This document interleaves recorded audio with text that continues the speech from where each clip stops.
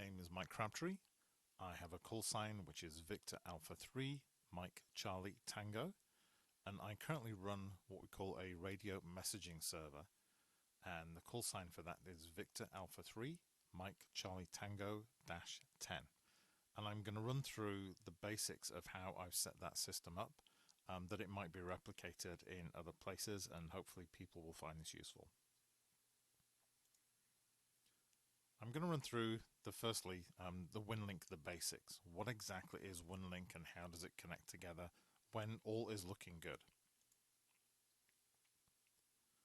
So at the very bottom of this screen, you'll see that there are client stations. This is end users with an email client of some kind, typically what we call Winlink Express, and that will connect in via various different protocols into a bigger system. It can connect across the internet, which is what we often use for doing lots of testing, but it can also connect through RF systems such as VHF or HF, different systems with different protocols dependent on what's required at the time. So it's a very, very comprehensive system that can deal with just general messaging systems, but also is ideal in a disaster situation. When you want to connect in from those clients, typically you connect into what we call an RMS, which is a remote message server, which, as I mentioned, I have one that's called Victor Alpha 3, Mike Charlie Tango -10, and there are lots around the world. And they are set up typically to handle one or multiple of those different protocols and send them eventually into what we call the CMS, or the common messaging servers. And there are two of those. They're run inside Amazon AWS systems, so they're really kind of very fault tolerant in that term, and can handle messaging systems from around the world. So you can see that in this there is some dependency on the internet. There is dependency on knowledge of RF systems such as HF and VHF, UHF. So there's a real mix of different things, but it's a very, very comprehensive system in terms of the way it's set up. Now, if things like the internet goes away, there is a mechanism for these RMS stations not to have to talk to that common messaging server, but also to talk to each other through a protocol called PACTOR that's been around a long time, that uses specific modems or TNCs that can do that protocol. They tend to be very expensive, and in recent times that has also changed to allow for something called VA3MCT, which uses much cheaper technologies, a lot more available to people with a very basic license, and can do some very, very high speeds, very similar to the PACTOR capabilities.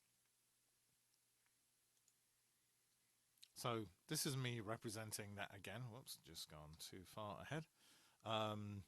Really just trying to highlight the fact that there's all these different kind of connection types going around. As I say, at the bottom we've got these clients with RF talking to an RMS station, which then talks to CMS. So that there's that three-layer hierarchy. Now the issue becomes, particularly if things like there is no internet, what actually happens if there's no internet and we still need to be able to communicate? So from an emergency communications aspect, this is a critical thing that we need to look at. So let's look and see what happens when the internet dies. So when there is no internet, these clients at the very bottom, they can talk to an RMS station over RF.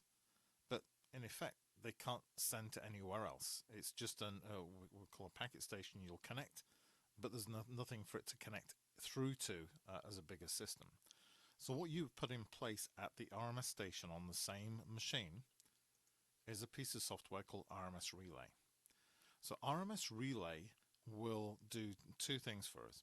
One is it is able to actually store messages in that system. So the client can send it through RMS packet in this case, and they can get stored in RMS Relay. So the RMS Relay and RMS packet are typically on the same machine.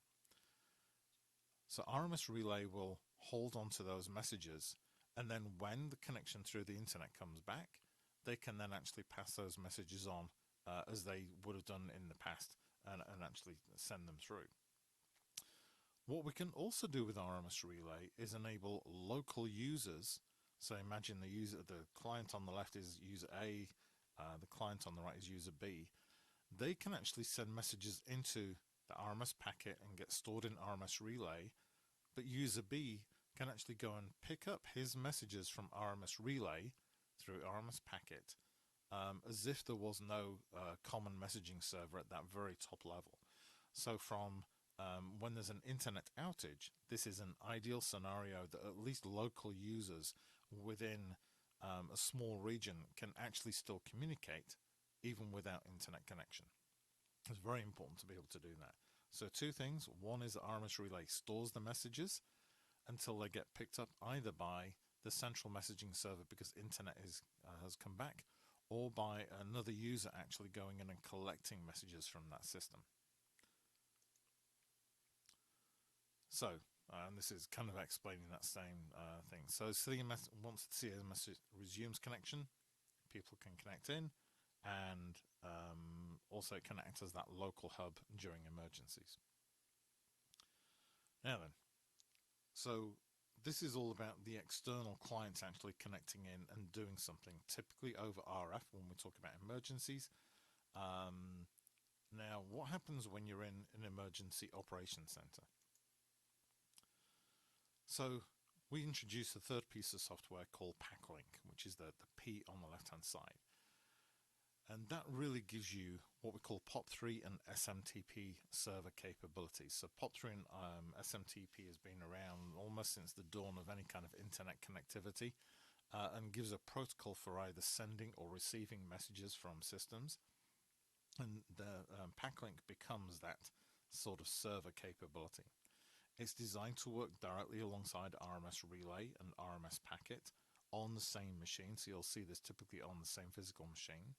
But across on the left-hand side, you can see that we actually have email clients, and this could be anything like Windows 10 Mail or Thunderbird or even Outlook. Those typical well-known and well-understood email clients can actually be used. And what I'm trying to show here as well is that they can have what we call tactical addresses. So they're working within a LAN at a particular location, typically an emergency operations center. We'll set up these tactical addresses. They talk to PackLink as if they're just doing normal email inside their building as they would do, but we happen to be routing it through RMS Relay and RMS Packet and then into the bigger common message server system that you can use. Now notice that the link between RMS Packet and the common messaging server is still using an actual call sign, so in this case Victor Alpha 3 Yankee Echo Mike, and that the users out on the other clients that are talking to RMS Packet have to use a call sign such as Victor Alpha 3 Mike Charlie Tango or Victor Echo 3 Mike Uniform Uniform on the right hand side. You'll also notice I've got, for example, a YR Red Cross, that's kind of York Region Red Cross. Even they can communicate using that kind of tactical address, but it is still sent through the radio signals with a call sign, Victor Echo 3 Mike Uniform Uniform. As a legal thing about how we actually communicate, we have to involve a call sign in actually sending that through, because we're a licensed organization, and that's how we actually are able to communicate using these different systems. And these are recognized worldwide. But we can send through information for a tactical address using our call sign. So now we have a very comprehensive system that can handle typical users in an emergency operations center that know nothing about radio. They can talk to PackLink. We can store and forward messages for both waiting until the internet returns and for local users. We can have RMS Packet, which is also capable of doing Packet 1200 and VAR FM for mobile users that can actually connect into the system. And they can all happily talk to each other with or without the internet connected. But if the internet is there, then we can actually use this common messaging server. I mentioned that typically what you see is that PackLink, RMS Relay, and RMS Packet, they could exist on separate machines. The protocols that are used between them are using typical port addresses and IP addresses. but often you'll find that they're actually located on the same machine just for speed and performance issues. Now, I mentioned tactical addresses, so what could those tactical addresses look like? Well, I'm going to give sort of two examples here. So this would be, say, a York Region Emergency Management Office, and you can see they actually have their own tactical address. There could be one for the emergency communicator or coordinator for York Region Amateur Radio Emergency Services. That would be my role. There could be ones for fire, police, emergency medical services, hydro, water, St. John's Ambulance, and so on and so forth. And you would set those up on the machines in the Emergency Operations Center so that they are ready to go and talk to that PACLink system. And I've got another system here. This would be another EOC, and it's got East Gwillimbury. They happen to be part of York Region, so you don't need the emergency coordinator again. That would be the same thing. But a lot of the things like police, fire, and EMS would be replicated and used in their EOC for their local people to talk to. So you can see that within the tactical addresses, there's quite a lot to think about how you organize that kind of system and document it. But it's just these are examples and samples that you could use. So what if you want to now reach outside of your disaster area? So I look at an area called York Region, which is just north of Toronto. It's a very large, very separated out area with hills and things like that. And maybe the internet goes down for that whole region, including possibly the Toronto area. It's not unheard of, it does happen. And maybe we need to connect outside of that, maybe out to another province within Canada, or possibly even out into the United States, which we're very close to, areas like New York and Ohio, that we may need to be able to connect into and say, could you help us with these hydro issues that we've got during this particular weather outage? You've got spare resources, can you bring some people here? So we would use HF to provide that backbone of communications that we can actually reach out to. And again, this uses a system called RMS Tri-Mode. And this typically would run alongside that PACLink, RMS Relay, and RMS packet system, and provide connected communications. At the moment, that I haven't got that set up. But this system, RMS Tri-Mode, with my current system, is actually scanning around 4 different bands, so 40 meters, 20 meters, 10, and 6 meters, all using VARA HF protocol. It's a very fast protocol and tends to work when there are poor RF conditions as well. And that's why I've set that one up in that particular fashion. Now, as an organization, as a amateur radio organization, we spend a lot of money on radios called D-Star from a company called ICOM. Very capable radios. They do standard, typical sort of 2 meters and 70 centimeters analog capability, but they also have this capability to put digital information on there, which gives a lot more clarity to some of the voice, much like moving to digital phones from the old analog phones. But it also gives us the ability to send data across those systems at the same time. And there is a piece of software called DRATS that has been written specifically to enable the concept of an inbox, an outbox, and a sent email list of messages that you might actually send across this system. So that's a completely separate system, not specifically written to work with Winlink and the rest of the system I've just been describing. However, it can be configured to actually make it work directly within that Winlink system, and that's going to be a separate video that I'm going to send out. But let me just give you an overall picture as to what's going on here. So this is just a reminder of what we had before.